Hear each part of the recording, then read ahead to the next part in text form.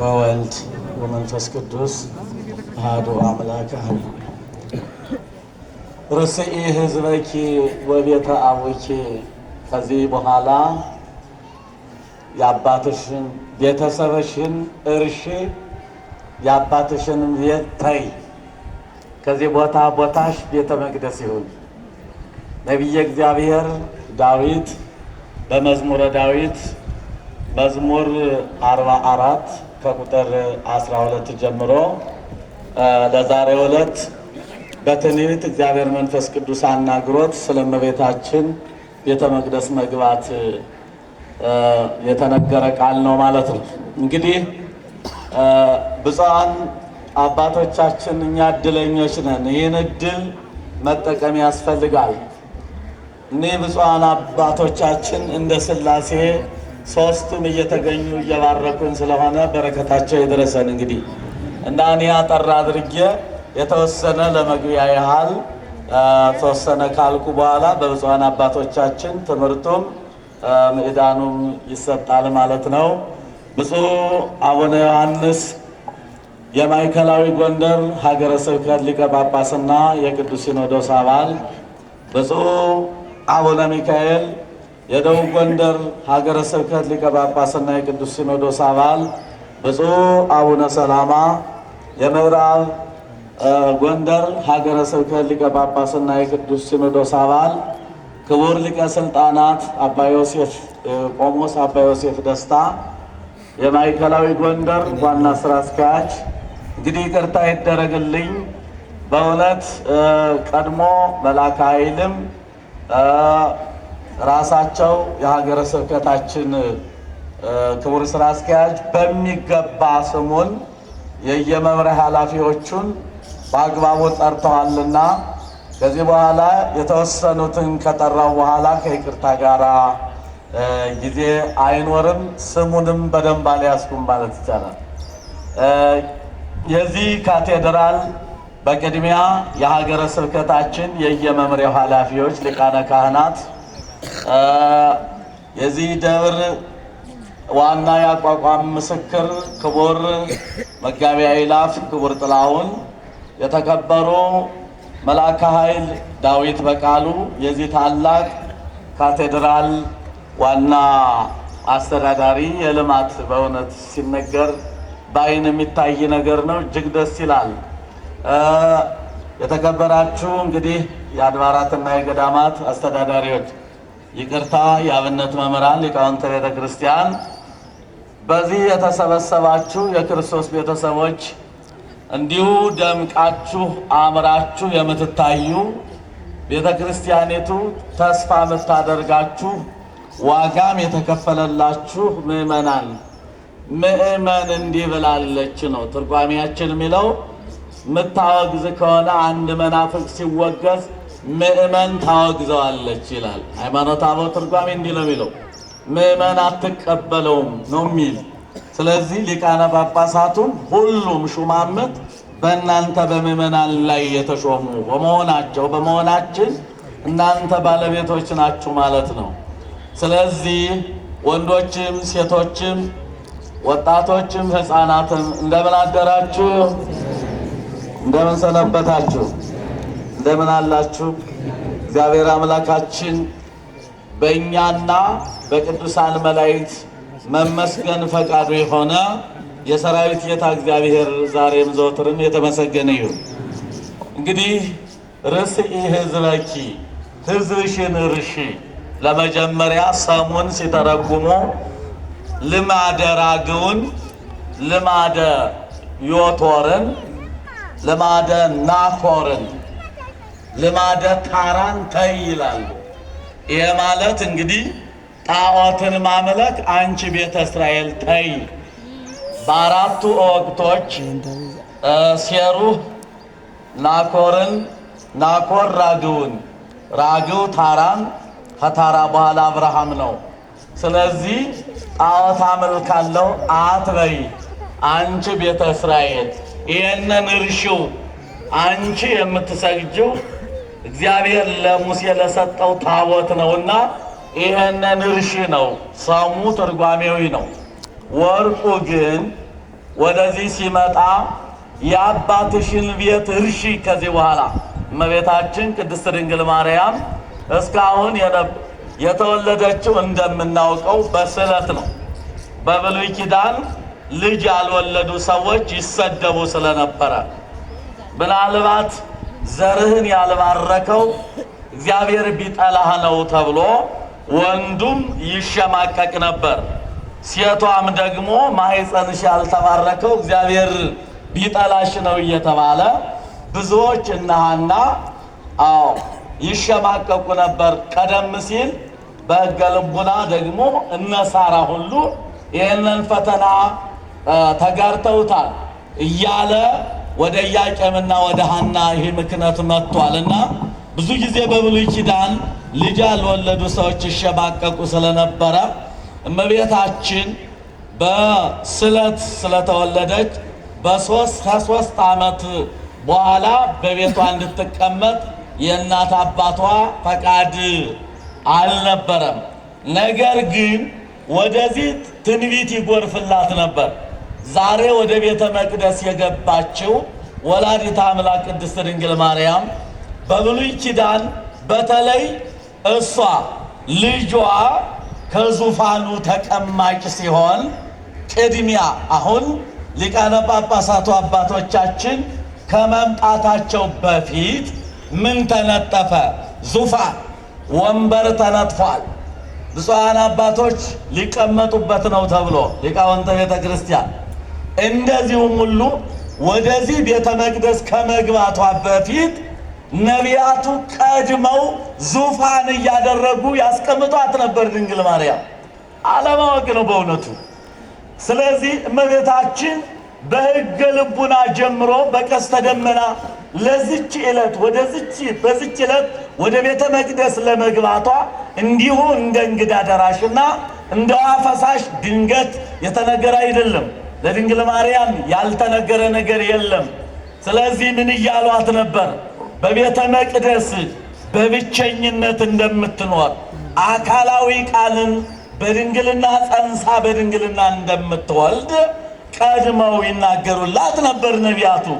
እነሆ አስቀድሞ እግዚአብሔር በኖህ ዘመን እመቤታችን የሦስቱ ማደሪያ እንደምትሆን በቀስተ ደመና ተጠቅሳ ነበረ።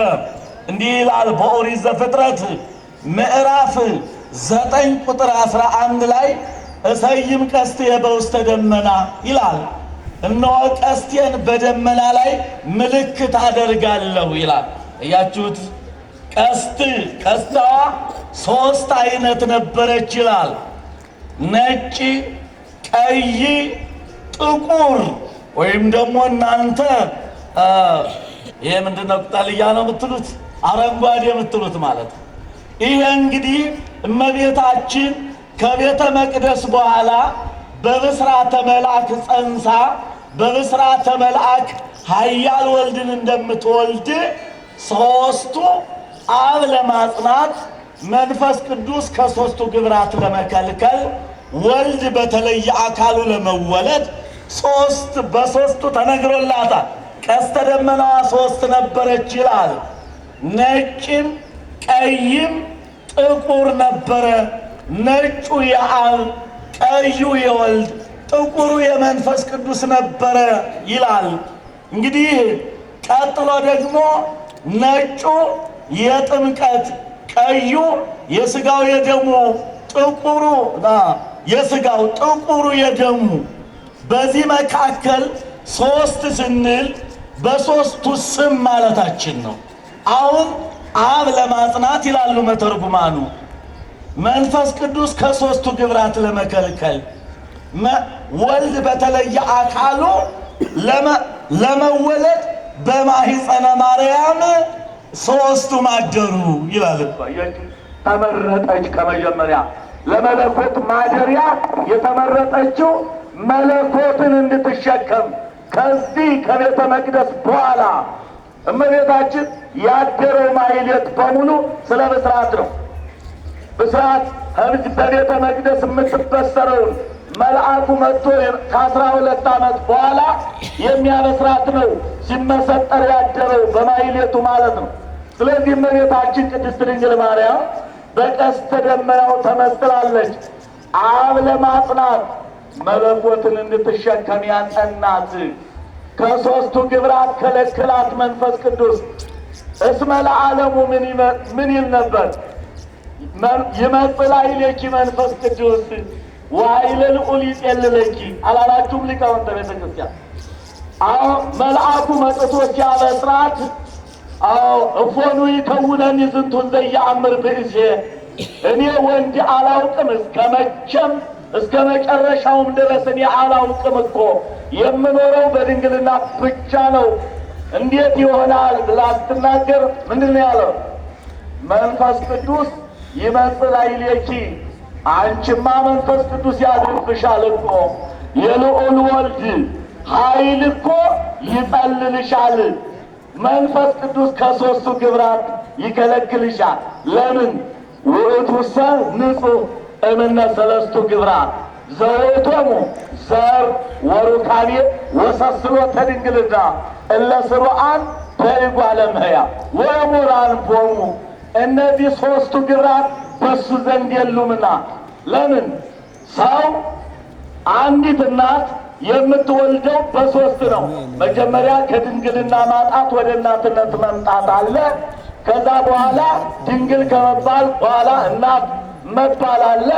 እናት ከሆነች በኋላ ድንግል መባል የለም። ድንግልም ከሆነች እናት መባል የለም። ስለዚህ ሦስቱ ግብራት ዘር ሩካቤ አለ። ሰስሎተ ድንግልና ጥፋትም አለ። ውእቱሰ ንጹሕ እምነ ሰለስቱ ግብራት፣ ከእነዚህ ስራዎች ወልድ የተለየ ነውና መንፈስ ቅዱስ ከሦስቱ ስራዎች ሊከለክልሽ እነሆ መጥቷል አላት። ቀደም ሲልም ነቢየ እግዚአብሔር በመዝሙረ ዳዊት መዝሙር 46 ላይ እንዲህ ብሏል። ቀደሰ ማኅደሮ ልዑል እግዚአብሔር ውስተ ማእከላይት ተሐወክ አለ። እነሆ ልዑል አለ ማደሪያውን ለየ። ማንን ለየ? ማደሪያው ማናት? ለየ አለ። አሁን አንጽሖ ሥጋሃ ቀዲሶ ኪሃ ሀደረ ላዕሌሃ ይላል ቅዱስ ያሬድ። አንጽቶ ቀድሶ አደረ ከሷ ሲል አሁን ምን ማለት ነው? ይህንን መንዝሮ ለመውሰድ አንጽቶ እንደነበረባት ነበረባት አንጻ አላለም። አንጻሃ ሲል ከሦስቱ ግብራት መጀመሪያ አንድ መልከኛ ሰው ወይም አንዲት መልከኛ ሴት ብንወስድ አቤት እግዚአብሔር እንዴት አድርጎ ሰራው፣ አቤት እግዚአብሔር እንዴት አድርጎ ውብ አድርጎ ሰራት ብንል መጀመሪያ ጭፍልቅልቅ ብላ የተሰራች ነበረች ማለት ነው። ከመጀመሪያው ምን ያለች ናት? የተለየች ሆና ተፈጠረች ለማለት ነው። ነበረባት ማለት አይደለም። እናስብ። እመቤታችን አቀባ መንፈስ ቅዱስ እነ ጎርጎርዮስ ይሄን ይዘው አቀባ መንፈስ ቅዱስም ከርሰ እማ ወኢረክሰት በምንትኒ እምዘ ፈጠራ ድንግል በህሊናሃ ወድንግል በሥጋሃ ነው ይላል። አቀባ መንፈስ ቅዱስ ከሦስቱ ግብራት ከለከላት ነው የሚለው። ለዚህ ነው ነቢዩም ቀደም ብሎ ሲናገር ርስኢ ሕዝበኪ በዘር በሩካቤ ወልዳለሁ ማለት የለም። አንቺ እንግዲህ የአብ ማደሪያ የመንፈስ ቅዱስ ወልድ በተለየ አካሉ የሚከትምብሽ ከተማ ነሽና አንቺ ከዓለሙ ጣጣ በዘር በሩካቤ ከመውለድ ውጪ ነው የተባለችው። ውጪ ነው የተባለችው እመቤታችን ድንግል ማርያም ምእመናን። ስለዚህ እንዲህም ሲናገሩላት መለኮት ከሥጋ ጋር ተዋሂዶ ከሥጋዋ ሥጋ ከነፍሷ ነፍስ ነስቶ እንደሚዋሃድ ከዚህ ቤተ መቅደስ በኋላ ብስራት እንደሚነገራት ሲናገሩላት ቆዩ። ዘላለማዊ ድንግልናዋን እነ ሕዝቅኤል በ44ኛው ምዕራፍ እንዲህ እያለ ወሜተኒ መንገለ ምስራቅ ወደ ምስራቅ በኩል ወሰደኝ የተዘጋ አዳራሽ አየሁ ይላል። የተዘጋ አዳራሽ አለ አየሁኝ፣ እነሆ ንጉሥ ወደ እሱ ውስጥ ገብቷል አለ። ይሄ አዳራሽ እንደ ተዘጋ ይኖራል አይከፈትም ካለ በኋላ ንጉሥ ገብቶበታልና ነው የሚለው። አያችሁ፣ ንጉሥ ገብቶበታልና። ይሄ ማለት ቅድመ ጸኒስ፣ ጊዜ ጸኒስ፣ ድህረ ጸኒስ፣ ቅድመ ወሊድ፣ ጊዜ ወሊድ፣ ድህረ ወሊድ ማለት ምን ማለት ነው? ከመውለድ በፊት፣ በመውለድ ጊዜ፣ ከወለደችም በኋላ ዘለዓለማዊ ድንግል እነሆ እሱ ነው። ሕዝቅኤል ይሄንን ባጭሩ ደግሞ የሕዝቅኤልን ቃል ኤፍሬም አምጥቶ ሲተረጉመው እንዲህ ይላል። ርኢኩ ኆኅተ በምስራቅ ህቱም በአቢይ መንክርም ማኅተም ካለ በኋላ አልቦ ዘወአ ዘእንበለ እግዚእ ኃያላን በውሃ ውስጥ የታወወ አለ። ያለ እግዚእ ኃያላን ያለ ኃያላኑ ጌታ ያለ እሱ ሳይከፍት ገብቶ ያሳየዋል። እነሆ ሕዝቅኤል 40 ቀን ሱባኤ ይዞ በባቢሎን እያለ ነው። በግራ ጎኑ ተኝቶ 600 ሙታንን አስነስቷል። ስለ እሷ ሲያይ ስለ ዘለዓለማዊ ድንግልናዋ ሲመለከት ቀይ ጎልማሳ ይላል። አፋውን ታጥቆ ነው የሚለው። ሰይፍ ማለት ነው። አፋ ማለት 2 አፍ ያለው ሰይፍ የታጠቀ ጎልማሳ መጥቶ ወደ ተዘጋጅ ደጃፍ ወደ ሌለባት አዳራሽ ሲገባ አየሁት አለና ሳይከፍት ገብቶ ሳይከፍት መልሶ ሲወጣ አየሁት አለ። አያችሁት? ማኅተመ ድንግልናዋን ሳይፈታ በድንግልና ተጸንሶ በድንግልና መወለዱንን አሳየን። 2 አፍ ሰይፍ ያለው ኑና ሁሩ የሚልበት ስልጣን ያለው ከሦስቱ አካላት አንዱ ወልደ እግዚአብሔር በማኅፀኗ እንደሚያደር ድንግል አይ ወላዲተ አምላክ የተመሰገነች ትሁን። በእውነት ማምላክ ዝም ብለህ በስድብ አትሞላ። መሳደብ አያስፈልግም። ተው ባካችሁ ወገኖቼ፣ ተው። ስለ ድንግል ክብር እንኳን እኛ አልቻሉ እና አባ ሕርያቆስ የበቁት ቅዱሳን በመኖ በአምሳለ መኖ ናስተማስለኪ ነው ያሉት። ከቶ ማንና ማን በመሰለው ምሳሌ ልንመስልሽ ነው ብሎ የተዋት ዕፀ ጳጦስ። እነሆ ዕፀ ጳጦስ እነ ሙሴ በዕፀ ጳጦስ መሰሏት ይላል ነቢያቱ። እንዲህ ያደረጉ ነው ይዘዋት የመጡ በአጭር ለማድረግ ነው።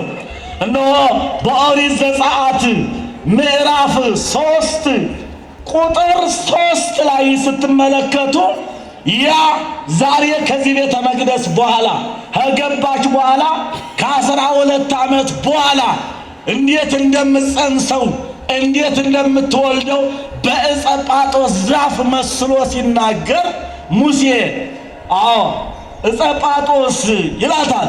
የጳጦስን ዛፍ አየሁ ይላል። ነበልባሉ ከአመልማሉ አመልማሉ ከነበልባሉ ይላል። ምን ማለት ነው? እሳቱ ከቅጠሉ ቅጠሉ ከእሳቱ ጋር ተዋሂዶ ወይ ቅጠሉ እሳቱን አያጠፋው ወይ እሳቱ ቅጠሉን አይበላው፣ ሁለቱም ተዋሂዶ አየ ይላል። ወቀርበ ይጠይቆ ቀረበ፣ ቀርቦ ሲመረምረው ግን ሲገለጥለት ነበልባሉ የመለኮት ነው፣ ቅጠሉሳ የድንግል ማርያም ነው። ለምን አልበላውም? ለምን ቅጠሉ ሳላጠፋውም? ሰው ሲሆን አምላክነቱ አልተለወጠም። ሰው ስትሆን ደግሞ መለኮት አላቃጠላትም። ትስብእትና መለኮት በማኅፀኗ የተዋሃደላትና ድንግል ማርያም አንተ እንዲህ እያሉ ይሄን ነው እኮ ዕፀ እንተ ርእየ ሙሴ በነደ እሳት ወኢትውኢ አላት ኤፍሬም። እነሆ ነደ እሳት በነደ እሳት ተከባ ነደ እሳት ሰፍሮባት ጫፏ ሳይቃጠል ያያት ዕፀ ጳጦስ እመቤታችን ሆይ አንቺ ነሽ ይላታል ቅዱስ ኤፍሬም። ወገኔ ይወስዳል። ደግሞ ያሬድን ብድግ ያደርግና ደግሞ ምን ይላል? ርየ ሙሴ ይልና እሱስ ደግሞ ይገልጠዋል። ምን ይላል? ማርያም ዕፀ ጳጦስ ነው የሚለው። እንተ ኢያዋያ እሳተ መለኮት። አያችሁ፣ ማርያም ዕፀ ጳጦስ የጳጦስ እንጨት ድንግል ማርያምን አያት። እንተ ኢያዋያ እሳተ መለኮት መለኮቱ ያላቃጠላት አምላክ ሰው ሲሆን ከሷ መለኮት ያላቃጠላት ከፍጡራኑ የተለየች ፍጡር ድንግል ማርያም ቅድስት ድንግል ማርያም በቤታችን ናት። እናንተ ወደ ቤተ መቅደሱ የገባችሁ በዛሬው ዕለት እንግዲህ እነ ኢሳይያስ ቅንት ይሐጼኪ ወልበሲ ትርሲተ መንግሥትኪ ይላት ነበረ። ዛሬ በፀሐይ ሰናይ ወአልጸቀ ዘመን ወበዓላ ለቅድስት ማርያም እንተ በላዕሊሃ ተመርዐወ ቃል ያ ቃል በእሷ ላይ እሷን በሙሽሪት መሰለ፣ እሱን በመርዓዊ መስሎ ቤተ ክርስቲያንን በሙሽሪት ራሱን በመርዓዊ ይመስላልና ዛሬ ኢየሱስ ክርስቶስ ከዚህ በኋላ አሉት ሊቃውንቱ በፀሐይ ሰናይ መልካም ነገር ደረሰ። እነሆ ከሲኦል መውጣት 5500 ዘመን በሲኦል የነበሩት ሁሉ ከአንቺ ተወልዶ ከአንቺ ሰው ሁኖ በስጋ ስጋውን ወደ መቃብር አውርዶ በአካለ ነፍስ ወደ ሲኦል ወርዶ 5500 ዘመን መከራ የተቀበሉትን የሚያወጣብሽ አንቺ ስለሆንሽ በፀሐይ ሰናይ ወአልጸቀ ዘመን መልካም ጊዜ ደረሰ። ከቶ በእመቤታችን ምን ያልተደረገ ነገር አለ ጎበዝ? እና ድንግል ማርያም ትነቀፋለች እንደ እኛም እመቤት የመለኮት ማደሪያ ድንግል ማርያም እንዴት ትነቀፋለች?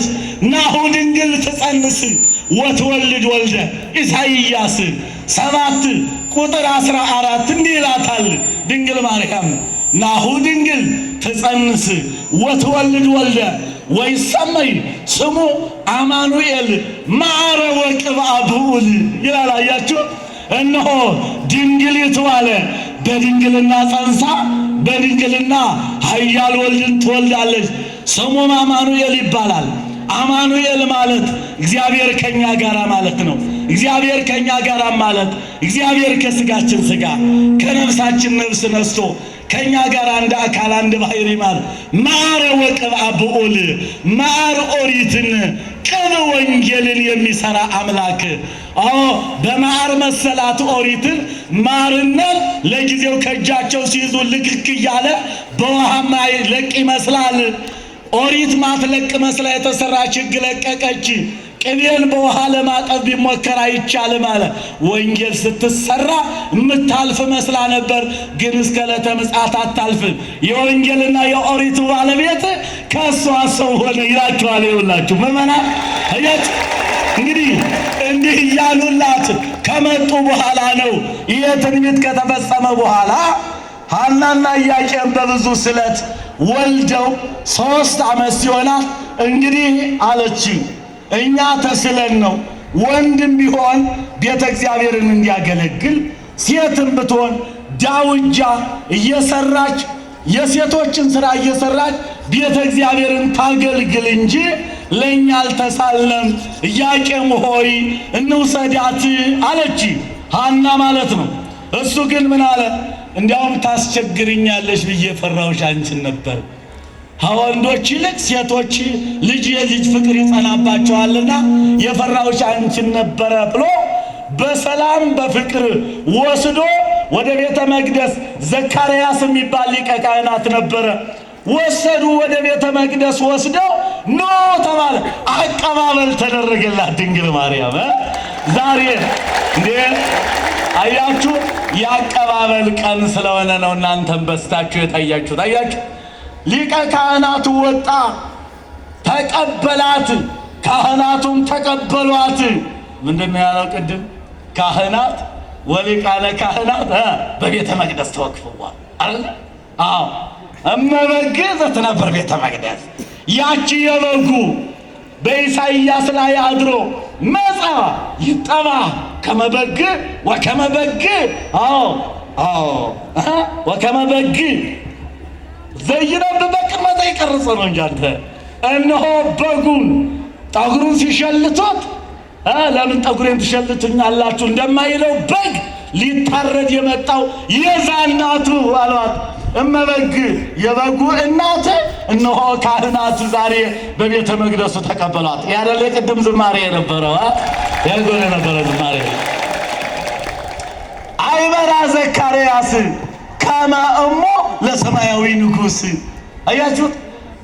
ዘካርያስ የሰማያዊ ንጉሥ የኢየሱስ ክርስቶስ እናት መሆኗን ያረጋገጠበት ቀን ዛሬ ነው አለ። አሁን አቀባበል ተደረገ። ምግቧስ እንዴት ይሁን? እንግዲህ ከእናት ከአባቷ ተለይታ መጣለች። በቤተ መቅደስ ልትኖር ነው። ምግቧስ እንዴት ልናደርግ ነው ብለው ተወያዩ። ውይይት ሲያደርጉ ከሰማይ መልአኩ ቅዱስ ፋኑኤል ህብስት ይዞ ጽዋ ይዞ ረቦታ የክብር ይንራት ለመቤታችን ይዞታል ይላል። ያን ጊዜ ዘካርያስ ስውር ከመብቃቱ የተነሳ ህብስት ሰማያዊ ግማሽ ህብስት ይመጣለት ነበረና ዛሬስ በስውር ይሰጠኝ የነበረው ክብር ተገልጦ በግልጥ በህዝብ ሊሰጠኝ ነው ብሎ እጁን ዘረጋ፣ ሸመቀቀበት ወይም ደግሞ ሳቀቀበትም ይላል። ወደ ላይ ወጣበት ማለት እኮ ነው። ቀጥሎ እነ ስምዖን እሱን የመሰሉትን ሁሉ እስቲ ተነሱ ተቀበሉ ተባሉ። ወጣ ወደ ላይ ፋኑኤል ህብስቱንና ወይኑን ለአምላክ እናት ለክብርት እመቤታችን ነበር ይዞት የመጣ። ምግቡን አያችሁት? ሰማያዊ ምግብ ማን ይመገባል? ያለ እመቤታችን ቅድስት ድንግል ማርያም። አሁን አስቡት እስቲ፣ አሁን ድንግል ማርያምን ያለ ምግብ ማኖር ለክርስቶስ የሚያቅተው ሆኖ ይመስላችኋል? መላእክት በሰማይ ቅዱስ ቅዱስ ሲሉ እነ ኪሩቤል እነ ሱራፌል፣ ማንኛውም በሰማይ ያለው ሁሉ ምግብ አለው። እኛስ ከዚህ በኋላ ምግብ አለን ይመስላችኋል? ከዚህ በኋላ ዕለተ ምጽአት በኋላ እኮ እኛ ቅዱስ ቅዱስ በሚል ስጋ ለነፍስ ተገዝቶ በነፍስ እንኖራለን እንጂ መብል መጠጥ የሚባል በሰማይ የለም። ድንግል ማርያም እናቱን በመብል መጠጥ ዝም ብሎ ማኖር አቅቶት ይመስላችሁ? ምታት ናት የሚሉ እንዳይነሱ ከዘራ ዳዊት ከሐና ከኢያቄም ከነ ዳዊት ከነ ሰሎሞን እውነተኛ ሰው ናት እንዲባል ተብሎ ነው እንጂ እሱን እንኳን እናቱን ማንኛውንም ዓለም ሁሉ ያለ ምግብ ማኖር ይችላል። እነ ገብረ መንፈስ ቅዱስን ያለ ምግብ ሐሳብ በታች ያሉትን ቅዱሳን ያለ ምግብ አላኖረም እንዴ? 562 ዘመን እህል ሳይቀምሱ አቡነ ገብረ መንፈስ ቅዱስ ነበሩ። እሳቸው ከሷ በታች ይሆናል። ስለዚህ ወገኖች በዚህ ሰዓት ሐናና ኢያቄምን እባካችሁ ይሄ ነገር በሐናና በኢያቄም ዘወር አለና ወይም ደግሞ በእነሷ አንጻር ሂዶ መልአኩ ረቦት አየ። ሐና ሆይ አሏት፣ ምናልባት መንፈስ ቅዱስ ለዚች ሕፃን ያመጣው ድል ከሆነ እስቲ አንቺ ፈቀቅ በይ ወደዛ አሏት። እሷ ፈቀቅ ብላ ስትሄድ እናቴን ተከትዬ እሄዳለሁ ብላ ድንግል ማርያም እመቤታችን ድንኩል ድንኩል እያለች ስትሮጥ ከሰማይ እየተቅበዘበዘ ወረደና ክንድ ከስንዝር ከፍ አደረገና ቀኝ ክንፉን ጋርዶ ግራ ክንፉንን አጎናጽፎ መገባት የእኛን እመቤት ቅድስት ድንግል ማርያም ምግቧ ተዘጋጀላት። ከዚህ በኋላ እልተቢዝ ጠፋላት ይላል። ምን ማለት ነው? የእናት አባት ፍቅር ምን አለ? ዝማሬው እንታየ እንዲህ ያለ ወሶላ አተበት ገጻ በመንፈስ ቅዱስ እኮ ነው ያለ። ወደ ቤተ መቅደሱ ስትገባ ወግድ እንግዲህ በዓለም ያለው ማንኛውም ብላ አተበት ገጻ በመንፈስ ቅዱስ ባረከችና ቤተ መቅደሱ ጉብ አለችበት። እውነተኛ የተታወቀ ማርያም እመቤታችን። ስለዚህ ወገኖቼ ሲነገርላት የለም ከዚህ በኋላ በብስራተ መልአክ ጸንሳ በብስራተ መልአክ ከሦስቱ አካላት አንዱ አካልን ወልዳ ለእኔና ለእናንተ ከቁራኝነት የሚገላግለንን አምላክ ያስገኘች ወላዲተ ቃል እመቤታችን ወደ ቤተ መቅደስ የገባችበት ቀን ነው። በረከቷ ጸጋዋ ይደርብን፣ ይቅርታ ይደረግልኝ። የአባቶቼንን ታሪክና ደግሞ ትምህርትን የማብሬ መማር ስላለብኝ ይሄን ያህል ጊዜ ስለፈጀው አባቶችን እየጠየቅኩ ወደ ቤተ መቅደስ የገባችው ወላዲተ አምላክ እመቤታችን የአስራት ሀገሯን ኢትዮጵያን በአማላጅነቷ ትጠብቅልን።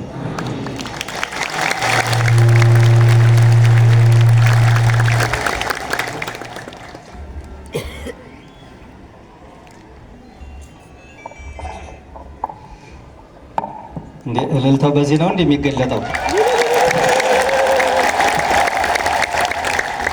አይ ለየኔታ እንኳን ለተከበሩ አባታችን ለአራት አይና ቆሞስ አባ ገብረ ማርያም ጌጡ የአራቱ መጻሕፍተ ትርጓሜ ምስክር መምህር እግዚአብሔር አምላካችን የሕይወት ቃል ያሰማልን፣ ቃለ ሕይወት ያሰማልን። በሉ እስኪ እንደገና በሉ እስኪ እንደገና በሉ እስኪ። ያው ኦርቶዶክሳዊ ስርዓትና ሕግ እንደዚህ ነው። ቃለ ሕይወት ያሰማልን በሉ እስኪ እስኪ እንደገና በሉ። ያው እኛ ኢትዮጵያውያን ብዙ ጊዜ ጭብጨባውን ምኑን ስለምንፈልገው ነው እንጂ ዋናው ትልቁ ቃለ ሕይወት እስኪ እንደገና በሉ። ይኸው እኛ እዚህ እየተማርን ታች ያሉት ይኸውላችሁ ይደልቃሉ። እስኪ ተው በሏቸው እስኪ ታች ያሉትን። እግዚአብሔር አምላካችን ለመምህራን